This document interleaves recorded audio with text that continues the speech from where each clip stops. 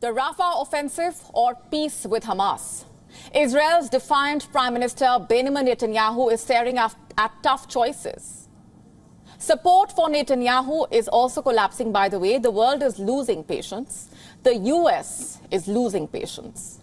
And most importantly, Israelis are losing patience. On Monday, thousands of Israelis once again marched towards Netanyahu's residence in Jerusalem with banners reading, "The blood is on your hands." Their demand was simple: say no to Rafah, say yes to the ceasefire deal. You see, there are many in Israel who don't believe Netanyahu wants a new hostage deal. And no, these are not just the families of those still being held in Gaza. In a post on the platform X, the Israeli opposition leader and former Prime Minister Yair Lapid said that the Netanyahu government was not serious about freeing the hostages. He said, and I'm quoting, "A government that wants to return the abductees should be convening an urgent discussion and sending the negotiating teams to Cairo, not hysterically issuing 3 different briefings from different parties and crushing the hearts of the families. A national disgrace. There is no limit."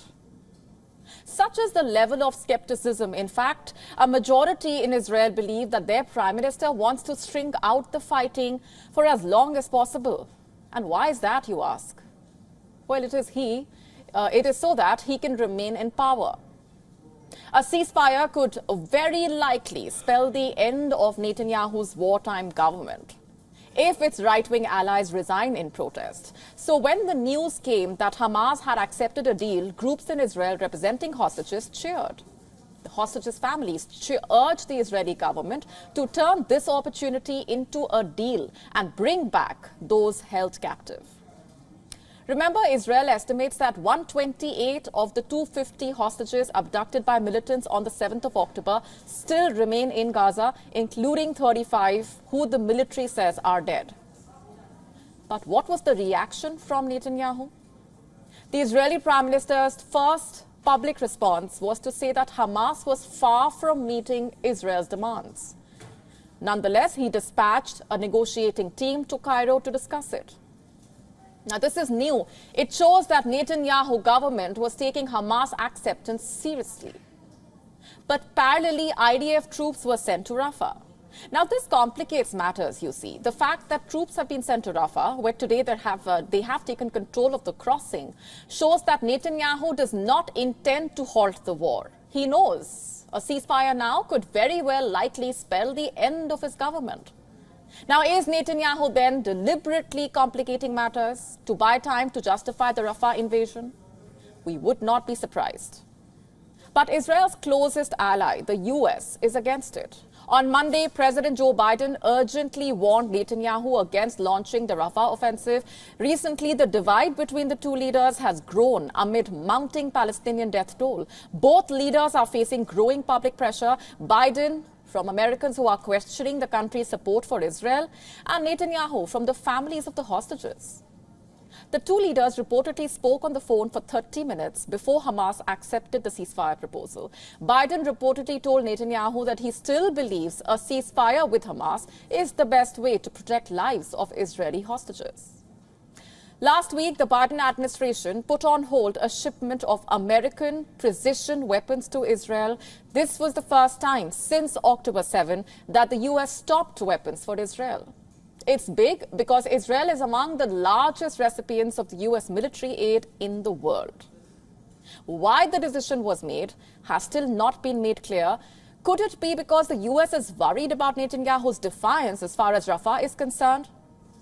Now, following his call with Netanyahu, but privately, reports say that the Biden administration is worried, and it has been worried for a while, that the Gaza war will drag America into a wider conflagration.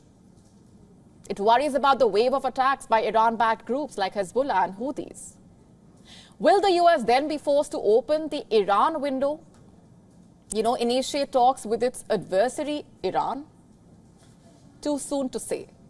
Biden also, by the way, hosted King Abdullah II of Jordan for a private lunch meeting at the White House. And taking to the platform X, King Abdullah warned that an Israeli operation on Rafah threatens to lead to a new massacre.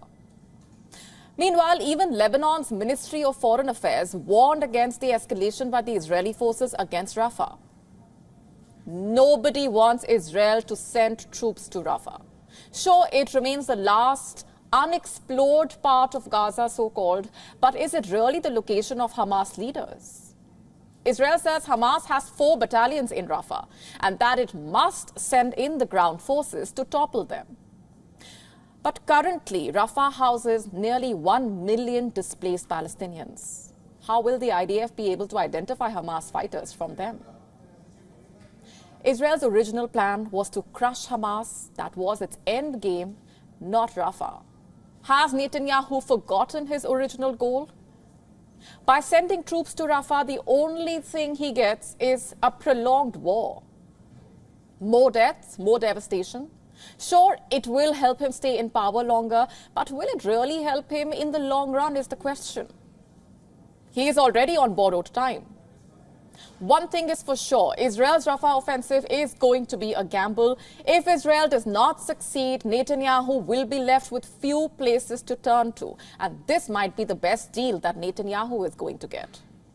The US, Qatar, Egypt, Hamas all agree. The question is, will Netanyahu accept that time is running out for him? To stay up to speed with the latest news, download the WION app and subscribe to our YouTube channel.